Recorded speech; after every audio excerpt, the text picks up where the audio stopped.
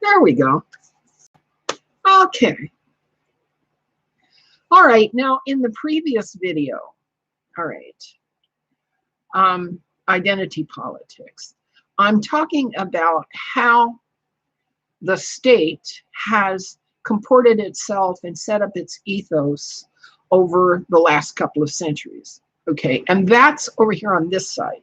But on the other side, we talk about the separation of church and state, because the state deals with behavior and secular physical issues, whereas the church deals with the development and the pilgrim's progress of the human spirit, which is non-physical. And so the church is in a different domain. In fact, the church is in a lot of dimensions, not just the physical dimension, all right? And that's why these need to remain separate. And that's why these need to be mutually exclusive, because they're different, dealing with different realities, completely different realities. The state deals with behavior and land use and territory and boundaries and limits and property rights and physical ecology and geology and resources and resource management and behavioral management. Okay, come over here to spirit, and it's a horse of a different color, because the spirit begins in the body of an infant with no experience, and the infant grows and learns and grows and learns and grows and learns incrementally, day to day and week to week and month to month and year to year. In some families, the growth of spirit is matched by a worldview and or an ideology or a religiosity that directs where the spirit needs to go. There's a liturgy about it. There are hymns about it.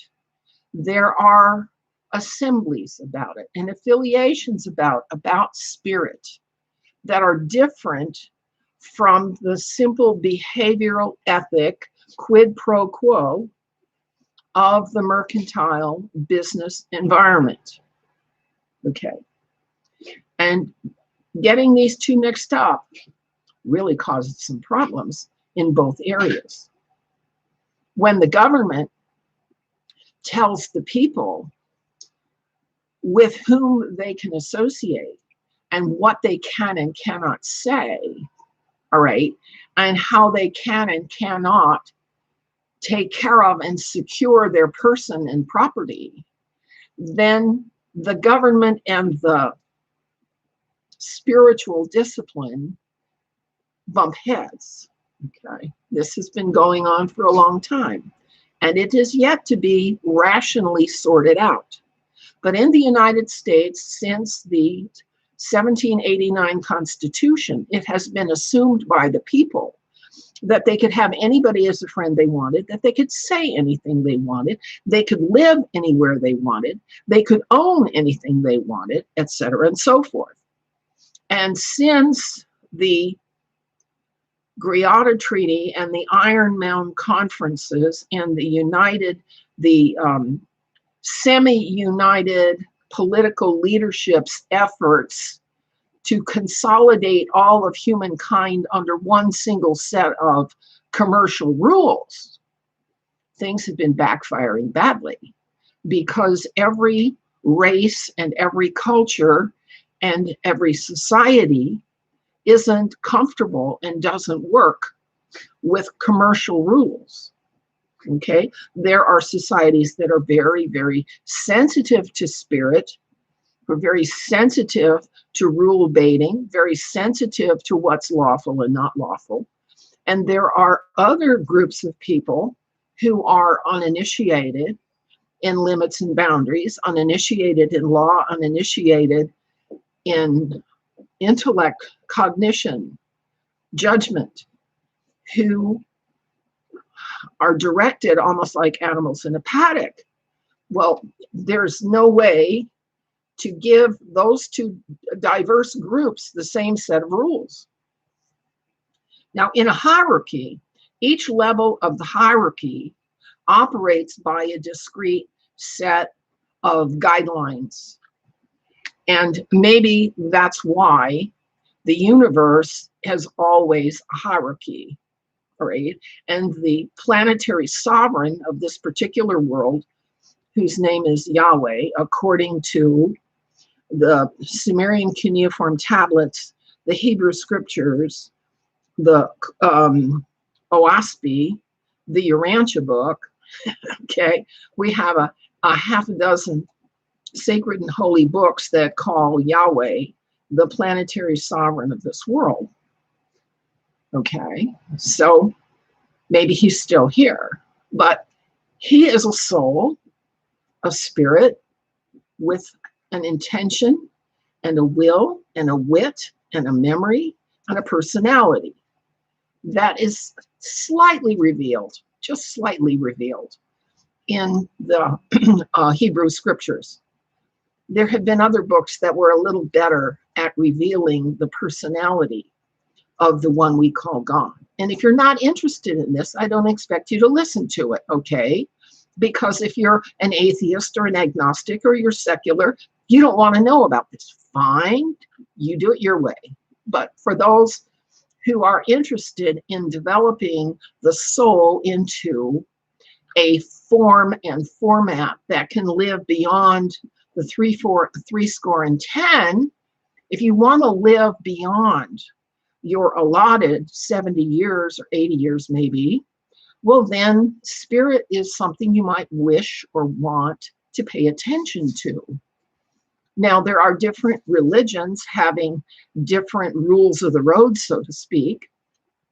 And what we do get from the ethos that have been shared with us by Moses and by Jesus Christ and by Muhammad and by Guru Nanak, and I forget the name of the prophet of the Baha'i, okay, is that each group has its own social norms, and each group experiences its consequences for the social norms that it practices that are harmful or cruel or unconscious and unaware of the souls of other people.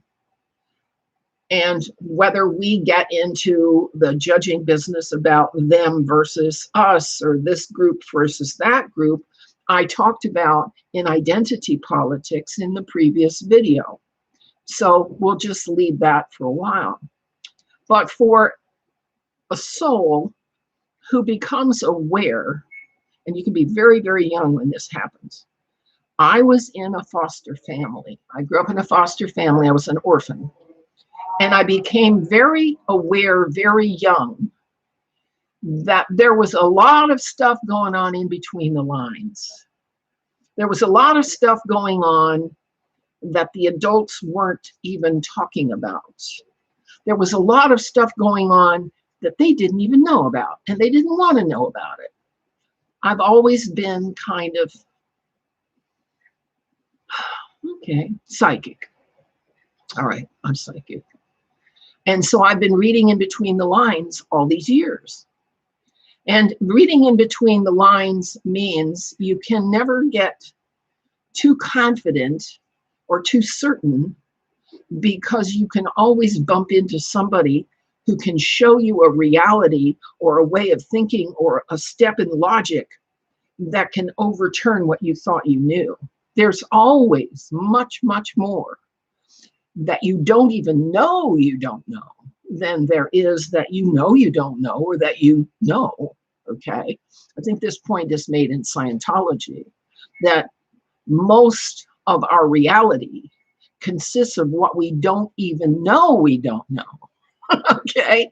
All right, and so it's a way to be humble is for the soul to realize that every other human we interact with knows something that we already don't No. Okay. There's no way to be cock-certain. There's no way to be perfectly confident because there's so much to experience. There's no way to take it all in. And so much of what we see is going on between the lines because it's secret, it's classified, it's non-disclosed, it's need to know, it's compartmentalized. Okay, we have a government bureaucratic hierarchy that keeps secrets from themselves and each other. So how can we possibly know what they don't even tell each other? All right. And that presents us with the problem and the opportunity of having to become aware without the physical knowing being possible. We have to intuit.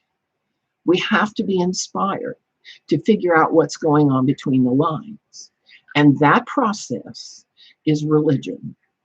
And, you know, the secularists and the occultists make fun of the religious practice of people who are trying to infer and trying to understand and trying to know what is beyond physical reality.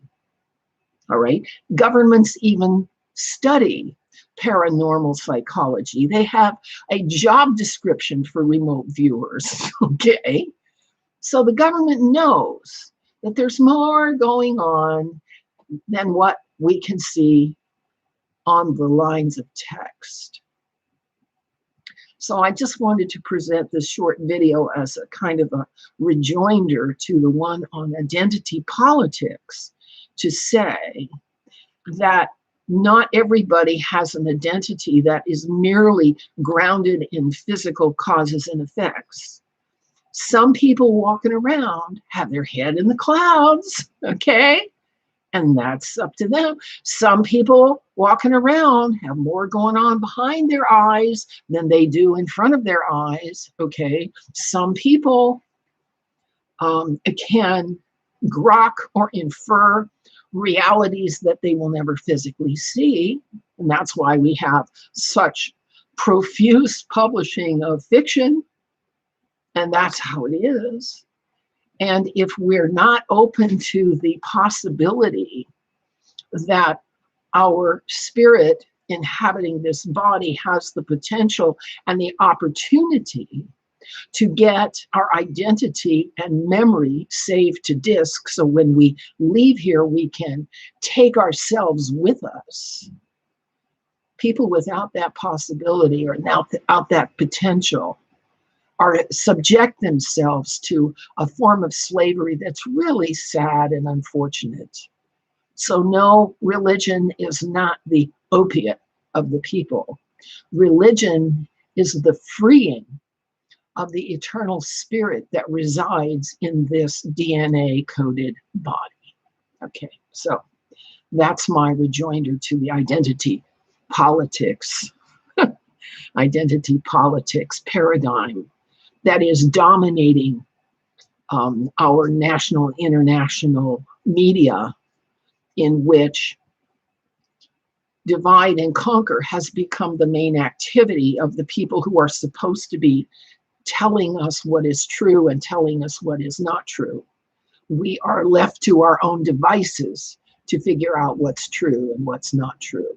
And that's an uncomfortable situation, and we will learn from that too. So I just wanted to add this little point to the other video. See you guys later. Bye-bye.